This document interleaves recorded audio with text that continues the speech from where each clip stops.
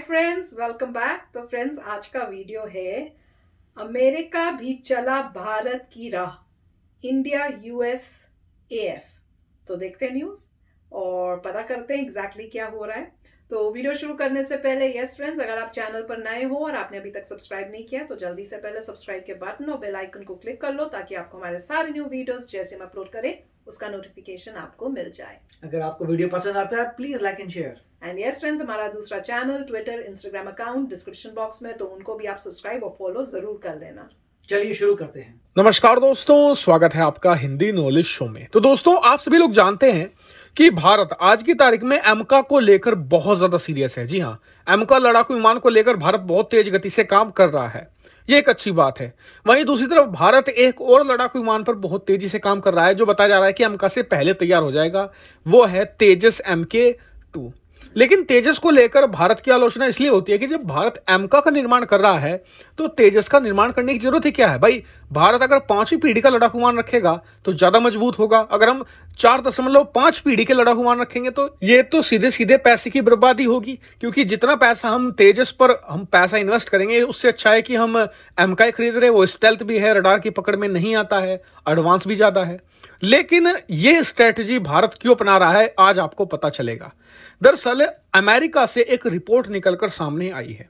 Report में यह है कि अमेरिका अब अपनी सेना में ज्यादा से ज्यादा 4.5 पीढ़ी के लड़ाकू विमान शामिल करने जा रहा है, ना कि 5वीं पीढ़ी के लड़ाकू विमान। कारण उसका बताया यह गया है कि जो 5वीं पीढ़ी के लड़ाकू विमान जैसे कि F-35 हो गया, F-22 रैप्टर हो गया, इनमें यह देखा गया है कि इनका कभी भी उड़ान प्रतिशत 50% से ऊपर गया ही नहीं है। यानी कि अगर अमेरिका के पास 100 लड़ाकू विमान है, F-35 है मान लीजिए, तो उनमें से हमेशा 50 ही उड़ने के लिए तैयार रहते हैं, बाकी 50 वेयर हाउस में मेंटेनेंस के लिए जाते हैं। मेंटेनेंस में क्यों जाते हैं? दरअसल लड़ाकू विमानों में कोई कमी नहीं है, कमी है इनकी कोटिंग में।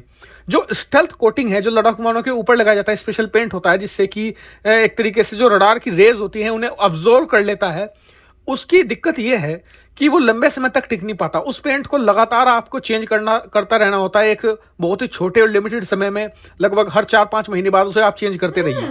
तो ये काफी ज्यादा थका देने वाला प्रोसेस होता है और लगातार वेयर हाउस में F-35 खड़े ही रहते हैं। और 5वीं पीढ़ी के लड़ाकू विमानों की ये दिक्कत भारत को भी पता है। जो भारतीय एमका होगा उसके साथ भी वही दिक्कत आएगी, क्योंकि स्टेल्थ कोटिंग लगभग सभी की सेम ही होने वाली है। तो ऐसे में भारत यहां पर तैयारी ये कर रहा है कि जो एमका लड़ाकू विमान होगा उसे हम यूज करेंगे स्पेशल ऑपरेशंस में, सर्जिकल स्ट्राइक्स में। इसके अलावा अगर आपको सडन अटैक करना है, यानी कि अचानक जोरदार हमला बोलना है, दुश्मन के अंदर, घर के अंदर जाकर डीप स्ट्राइक करनी है, तो उसमें एमका का इस्तेमाल होगा। और मान लीजिए कि कहीं पर युद्ध पहले से ही छिड़ा हुआ है, युद्धग्रस्त इलाका है, तो ऐसे में वहां पर एक जबरदस्त लड़ाई के लिए हमें भेजना होगा अपना तेजस MK2। तो इसलिए ये एक बेहतर प्लान बताया जा रहा था और भारत का जो प्लान है अब अमेरिका ने भी कॉपी कर लिया है। दरअसल अमेरिका अब अपनी जितनी भी F-16 फ्लीट है उसे पूरी तरीके से हटा देगा, क्योंकि देखिए जो उनके स्टेल्थ लड़ाकू विमान है एमका और F-35 वो ज्यादातर समय रहते हैं वेयर हाउस में, उनका इस्तेमाल किया जाता है स्पेशल ऑपरेशंस में। वहीं जो F-16 हैं वो एक तरीके से उतने केपेबल आज की तारीख में नहीं है, वो काफी आउटडेटेड हो चुके हैं। ऐसे में जो बीच में गैप है वो बहुत ही ज्यादा है। तो अमेरिका ऐसे में F-16 को रिप्लेस करने वाला है पूरी तरीके से एक नए लड़ाकू विमान के साथ जो 4.5 पीढ़ी का होगा। जी हाँ, ना तो वो 4थी पीढ़ी का होगा ना ही 5वीं का, इनके बीच में। जैसे कि भारत का जो तेजस MK2 होगा सिंगल इंजन ही होगा, उसी की तरीके का एक नया लड़ाकू विमान बनाना चाहता है। और अमेरिका ने भी भारत की इस स्ट्रेटजी को बहुत ही प्रेज किया है, बताया कि यही एक सही स्ट्रेटजी है अगर आपको स्टेल्थ लड़ाकू विमान के साथ चलना है। और यह भी बताया जा रहा है जो विशेषज्ञ हैं कि जब 6ठी पीढ़ी के लड़ाकू विमान आएंगे तब भी जो 4.5 पीढ़ी के लड़ाकू विमान है वो रेलेवेंट रहने वाले हैं, क्योंकि जो इनका अवेलेबिलिटी रेट रहता है हर समय उड़ान के लिए तैयार रहने वाला, वो करीबन 80% तक चला जाता है। कई बार तो ये 85% तक भी चला जाता है। तो इसलिए इन्हें एक बेहतर जंगी लड़ाकू विमान माना जाता है। और इससे आप भी समझ गए होंगे कि भारत क्यों तेजी से एमका के साथ साथ तेजस MK2 को भी बनाना चाहता है। वहीं पाकिस्तान के लिए इसे एक बहुत बुरी खबर बताया जा रहा है, क्योंकि पाकिस्तान का आज की तारीख में सबसे एडवांस लड़ाकू विमान है F-16, जो पाकिस्तानी वायुसेना का फ्रंट लाइनर लड़ाकू विमान है। और आज की तारीख में मौजूद पाकिस्तानी वायुसेना में जितने भी लड़ाकू विमान है उनमें सबसे बेहतरीन इसे ही माना जाता है। ऐसे में F-16 के मेकर द्वारा यानी अमेरिका द्वारा यह कहना कि ये आउटडेटेड हो चुके हैं, इन्हें रिप्लेस करने की जरूरत है, ये पाकिस्तान के ऊपर भी सवाल खड़ा करता है कि क्या आज की तारीख में सचमुच पाकिस्तानी वायुसेना भारत को टक्कर भी देने की कोशिश कर सकती है? तो इसका जवाब है बिल्कुल भी नहीं। पाकिस्तानी वायुसेना सबसे ज्यादा आउटडेटेड हो चुकी है। तो फ्रेंड्स, कमाल की न्यूज़ है और सच्ची में बहुत प्राउड फील होता है कि हमारे जो आइडियाज़ हैं अब यूएस को उनसे मिल रहा है कि अब हमें क्या करना चाहिए। वही है ना, क्योंकि इंटेलिजेंस इतनी थी जो यूज़ नहीं हो रही थी, अब हो रही है। सब दिमाग लगा रहे हैं कि हमने अपना बनाना है, जो दूसरी चीज़ें आ रही हैं उसमें क्या कमियां हैं उनको कैसे ठीक करें। तो जिस तरह से बता रहे हैं कि उसमें पेंट ही करते रहना पड़ता है हर 4 महीने में, तो अगर कोई लंबी फाइट हो तो उसमें आप प्लेन को थोड़ी वापस 4 महीने के बाद अगर भी उसको पेंटिंग करनी है, तो उस वजह से उन्होंने किया है कि जैसे वही सोच के कि 4.5 वाले जो हैं वो एयरक्राफ्ट यूज़ करेंगे, उनको यूज़ करेंगे जब तक इनका कोई सोल्यूशन शायद नहीं मिलता है। पर ये बात सुन के बहुत अच्छा लगा कि हमारा आइडिया जो था, जब उन्होंने ये देखा या सुना उसके बारे में, तो उनको भी लगा कि ये वाकई ये ज़्यादा बेटर आइडिया है और अब वो भी बनाएंगे 4.5 वाला कोई प्लेन या कुछ उस टाइप से। तो मुझे लगा था शायद उनके पास है पहले से, तो अब लग रहा है वो बनाने वाले हैं और उसके बाद उनको यूज़ करेंगे।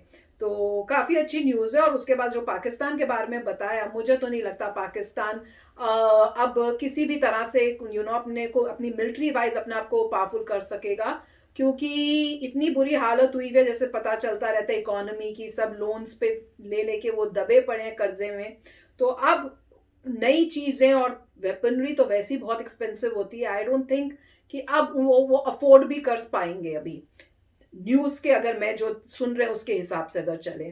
पर बहुत अच्छा लगा कि इंडिया बहुत ध्यान से हर चीज़ को अपना स्टडी करके देख रहे हैं कि हमारी डिफेंस सिस्टम में कहाँ पे कुछ भी थोड़ा सा जो है कमज़ोर है और उसको कैसे ठीक करना है, और उन्होंने ये आइडिया लिया है। Fantastic, right. तो अच्छा वीडियो था और इन्होंने जो है मोस्टली ये पॉइंट सामने लेके आए हैं कि जो 5th जनरेशन एयरप्लेन्स हैं उनमें कोटिंग जो है, जो रेडार की रेस को एब्जॉर्ब कर लेती है, मतलब रिफ्लेक्ट नहीं होगा तो रेडार को पता नहीं लगेगा, तो वो जो है हर 6 महीने बाद बदलनी पड़ती है। 4 महीने 6 महीने लग रहा था मुझे। तो और हर अगर आप 4-6 महीने में आपको रीकोट करना पड़ रहा है तो ऑफ कोर्स उसकी प्रॉब्लम आ रही है। जैसे कह रहे हैं 50% प्लेन्स तो वहीं बैठे रहते नीचे, क्योंकि वो मेंटेनेंस में गए हैं, उनकी रीपेंटिंग हो रही है।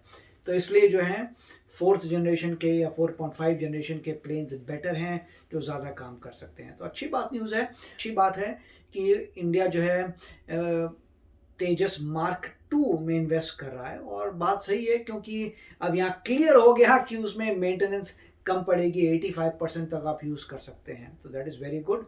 और तेजस का हमें जो देखना है वो है कि जब एक्सरसाइजेज होती हैं उसमें तेजस ज़बरदस्त यूज़ हो, जिससे थोड़ा डेटा आए कि तेजस कितना पावरफुल है कंपेयर टू F-16। जैसे कह रहे हैं पाकिस्तान के पास F-16 है, तो तेजस मार्क 2 जो है वो मेरे ख्याल से F-16 से बेटर होगा। तो उसके स्टैटिस्टिक्स आने चाहिए कि ये एक्सरसाइज हुई थी जिसमें F-16 ने पार्ट लिया था शायद यूएसए की तरफ से, इंडिया के तेजस गए थे मार्क 2, और इसमें क्लियर हो गया है कि मार्क 2 का अपर हैंड है।